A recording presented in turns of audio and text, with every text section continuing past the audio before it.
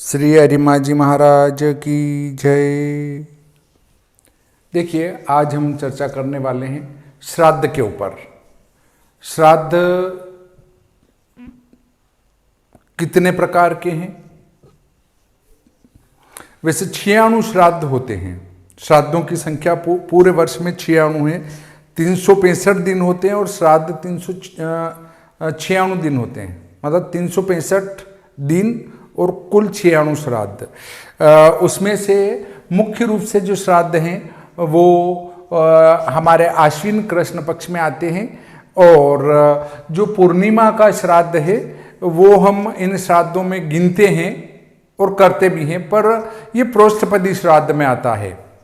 पूर्णिमा का श्राद्ध प्रोष्ठपदी होता है। यहाँ पर पिता, दादा, परदादा और उनकी पत्नियाँ, नाना, परनाना और उनके पिता और उनकी पत्नियां, इनका श्राद्ध किया जाता है। अब बात आती, श्राद्ध दो प्रकार के हैं। एक तो पार्वण श्राद्ध, एक होता है एकोदिष्ट श्राद्ध। पार्वण श्राद्ध क्या है और एकोदिष्ट श्राद्ध क्या है? श्राद्ध का अर्थ है श्रद्धा पूर्वक दी जाने वाली वस्तु, अर्थात आप आपके पितरों को श्रद्धा से जो अर्पण करते हैं वही श्राद्ध हैं। इसमें तर्पण कर सकते हैं,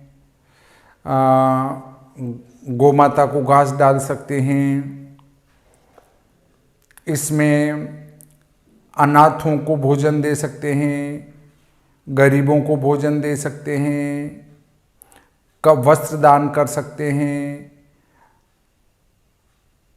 आप सप्तदान में से कोई भी दान कर सकते हैं, और ब्राह्मण को भोजन भी कराना चाहिए।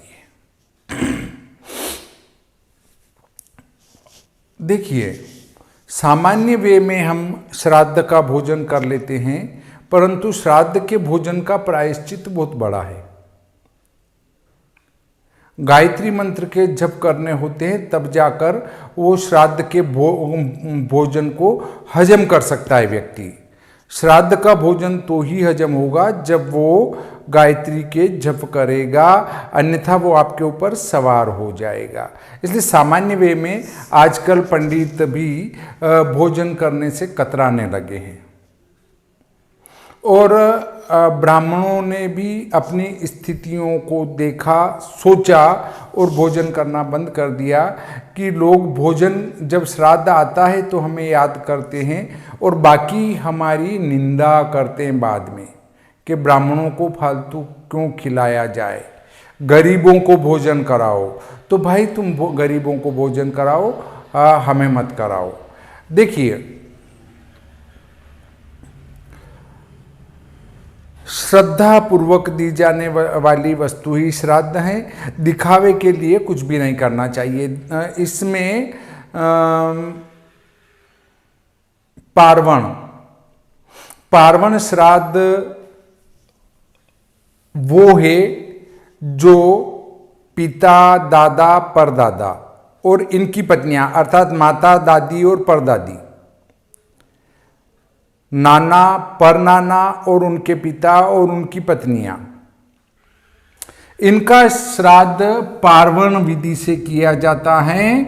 और बाकी जितने रिश्तेदार बचे, मित्र वगैरह जो भी बचा, भाई बहन, पत्नी, पुत्र, पौत्र, जो भी बचे हैं, उन सबका एकोदिष्ट विधि से श्राद्ध किया जाता है। अब आप कहेंगे पार्वण विधि क्या है, एकोदिष्ट विधि क्या है? कुछ भी नहीं है, इनके काल में भेद है बस। पार्वण श्राद्ध का काल अलग है और एकोदिष्ट श्राद्ध का काल अलग है। उस प्रकार से उनकी तिथियां ली जाती है कि भाई इसका समय ये है, इसका समय ये है, तो कौन सी तिथि उसमें ग्राह्य होगी। बस श्राद्ध तो श्राद्ध ही है, चाहे एकोदिष्ट के दो, पार्वण के दो, पर एकोदिष्ट पिता की पीढ़ी और उनकी पत्नी की पीढ़ी, और माता नाना और उनकी पीढ़ी और उनकी पत्नियों की पीढ़ी, नानी और उनकी पीढ़ी, इनका पार्वण श्राद्ध होता है। एकोदिष्ट बाकी जितने रिश्तेदार हैं उनका होता है। तो देखिए, पूर्णिमा शुक्रवार 29/9/2023 को पार्वण श्राद्ध होगा पूर्णिमा और प्रतिपदा का। एकम शनिवार 30 सितंबर 23 को द्वितीया का होगा। दूज रविवार 1 अक्टूबर 23 को तृतीया का होगा। तीज सोमवार 2 अक्टूबर 23 को चतुर्थी का श्राद्ध होगा। पंचमी मंगलवार 3/10/23 को पंचमी का श्राद्ध होगा। छठ बुधवार 4/10/23 को षष्ठी का श्राद्ध होगा। सप्तमी गुरुवार 5/10/23 को सप्तमी का श्राद्ध होगा। सप्तमी शुक्रवार 6/10/23 को अष्टमी का श्राद्ध होगा। अष्टमी शनिवार 7/10/23 को नवमी का श्राद्ध होगा। नवमी रविवार 8/10/23 को दशमी का श्राद्ध होगा। दशम सोमवार 9/10/23 को एकादशी का श्राद्ध होगा। 11 मंगलवार 10/10/23 को खाली रहेगा, इस दिन कोई श्राद्ध नहीं रहेगा। पार्वण 12 बुधवार 11/10/23 को द्वादशी का श्राद्ध होगा। 13 गुरुवार 12/10/23 को त्रयोदशी का श्राद्ध होगा। चतुर्दशी शुक्रवार 13/10/23 को चतुर्दशी 14 का श्राद्ध होगा। यहाँ घटना से मृतकों का श्राद्ध होगा। 30 अर्थात अमावस्या शनिवार शनैश्चरी अमावस्या है, 14/10/23 को अमावस्या का श्राद्ध होगा। और यही अमावस्या सर्वपित्र अमावस्या कहलाएगी। जिनका आप कभी श्राद्ध करना भूल जाते हैं श्राद्ध पक्ष में, तो बाकी बचे हुए सभी का श्राद्ध अमावस्या शनिवार को किया जाता है। अब देखिए, एकोदिष्ट श्राद्ध पूर्णिमा शुक्रवार 29/9/23 को पूर्णिमा का श्राद्ध होगा। एकम शनिवार 30/9/23 को प्रतिपदा और द्वितीया का श्राद्ध होगा।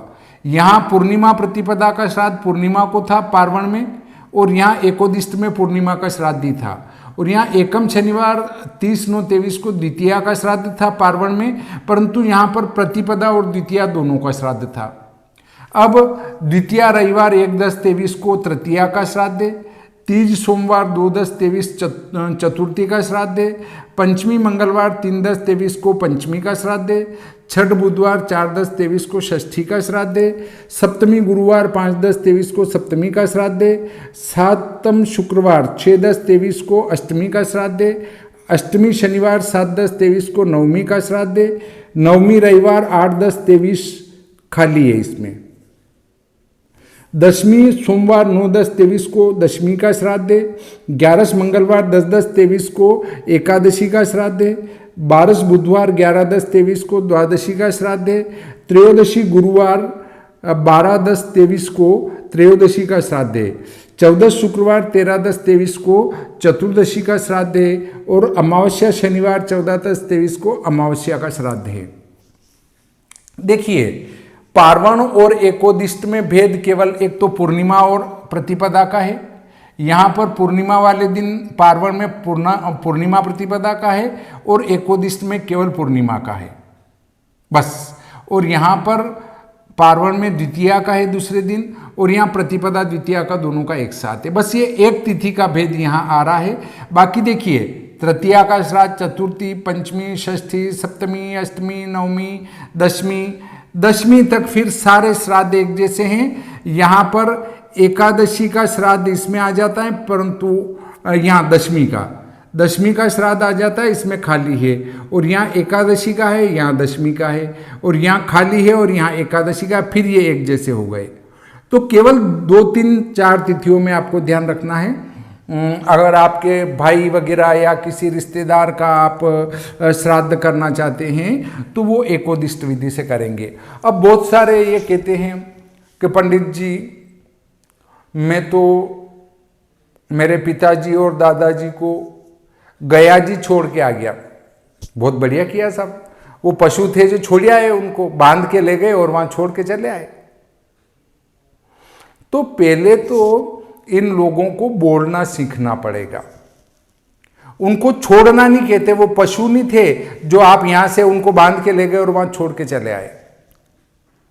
वो अपना स्टैंडर्ड बताते हैं कि देखो हम पढ़े लिखे हैं, जो हमारी भाषा भी शिक्षित भाषा है, उच्च भाषा है, कि हम उनको छोड़ के आ गए। हम हमारे माता पिता दादा दादी का गया श्राद्ध करके आ गए हैं, गया जी में पिंड करके आ गए हैं, तो क्या हमें फिर भी श्राद्ध करना चाहिए? बिल्कुल करना चाहिए। क्योंकि आपने ये कैसे सोच लिया कि आपने आपके पिताजी की मृत्यु के बाद जो दशा कर्म और एकादशा किया है, उसके बाद आपके पिताजी सदगति नहीं गए? ऐसा कैसे हो सकता है? वहां से जो वो पिंडदान आदि क्रिया की जाती है, दशा कर्म, एकादशा, द्वादशा, पगड़ी, ये उनके सदगति के लिए ही होती है, न कि गया जी ले जाएंगे तो वो सदगति जाएंगे, या हरिद्वार, सोरा शुकर क्षेत्र या अन्य क्षेत्रों में उज्जैन वगैरह ले जाएंगे तो ही सदगति जाएंगे, ऐसा नहीं है। मान लो आपके पिताजी दशा कर्म एकादशा करने के बाद ही सदगति चले गए, तो फिर आप श्राद्ध क्यों मना रहे हैं? क्या आप ये मानते हैं कि वो वहां जाएंगे तो ही सदगति जाएंगे? ऐसा नहीं है। वहां तो हम इसलिए जाते हैं कि माना कि उनकी गति नहीं हुई तो हम गया श्राद्ध कर लेते हैं, फिर भी माना कि गति नहीं हुई तो हरिद्वार में कर लेते हैं, फिर माना नहीं हुई तो ब्रह्म कपाल कर लेते हैं, फिर तो गति में चले ही जाते हैं। परंतु यदि कोई आपका पितृ सदगति चला गया, उसके बाद भी आप श्राद्ध करते हैं, तो हमारे सभी धर्मावलंबियों के पितृदेवता आर्यमा जी हैं। हम यदि अपने पितृ सदगति चले गए तो वो आर्यमा जी आपके द्वारा श्राद्ध किए गए को ग्रहण करते हैं, और आपके पितृ जिस योनि में गए हैं वहां उस योनि में उसको बदल कर उस रूप में प्रदान करते हैं। परंतु देखिए,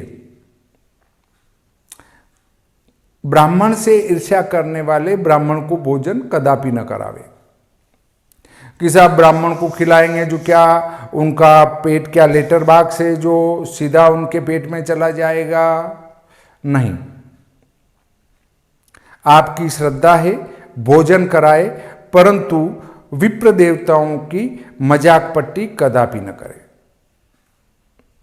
अगली बात, बहुत सारे महिला के लिए महिला को भोजन कराते हैं, पुरुष के लिए पुरुष को भोजन कराते हैं, बच्चे के लिए बच्चे को भोजन कराते हैं। भोजन करने के अधिकारी मात्र यज्ञोपवीतधारी ब्राह्मण हैं। चाहे आप स्त्री का श्राद्ध कर रहे हैं या पुरुष का श्राद्ध कर रहे हैं, दोनों के लिए अधिकृत यज्ञोपवीतधारी ब्राह्मण ही हैं। यदि फिर भी आपको लगता है कि मुझे तो महिला को ही भोजन कराना है मेरे माताजी या दादी जी के निमित्त, तो ऐसी स्थिति में आप ब्राह्मण को भी भोजन कराएं और साथ में भले महिला को भी भोजन करा दें, उनकी पत्नी को भी भोजन करा दें। परंतु शास्त्र में कहीं भी महिला के भोजन का विधान नहीं पाया जाता है। आप चाहते हैं तो बिल्कुल जोड़े से बुला के भोजन कराएं, परंतु अपनी माता, बहन, दादी, परदादी, नानी, परनानी, उनके सासू जी, इनके निमित्त आप किसी भी महिला के निमित्त अगर श्राद्ध का भोजन करा रहे हैं तो पुरुष विप्र को ही श्राद्ध का भोजन करावें। और ऐसे विप्र के अंदर ही आपके जो पितृ हैं वो वायु रूप में विद्यमान होकर भोजन की सुगंध ग्रहण करके उससे तृप्त होते हैं। ब्राह्मण के रूप में वे आपके पितृ भोजन पाते हैं और वहाँ से फिर आपको आशीर्वाद देकर 12 माह के लिए चले जाते हैं। तो अगर आपके घर में कोई इस बात का विरोधी हो कि ब्राह्मणों को भोजन क्यों कराया जाए, तो बिल्कुल भी न कराएं। क्योंकि घर बुलाकर यदि आपने ब्राह्मण का अपमान किया तो आपकी उल्टी गिनती चालू हो जाएगी। इससे तो अच्छा है कि ब्राह्मण को भोजन न कराया जाए। तो आप मेरे इस प्रकरण से संतुष्ट हो जाएंगे, ऐसी मैं आशा करता हूँ। फिर भी कहीं कोई कमी त्रुटि रही हो तो कमेंट बॉक्स में जाकर अवश्य ही सूचित करने का कष्ट करें। श्री अरिमा जी महाराज की जय।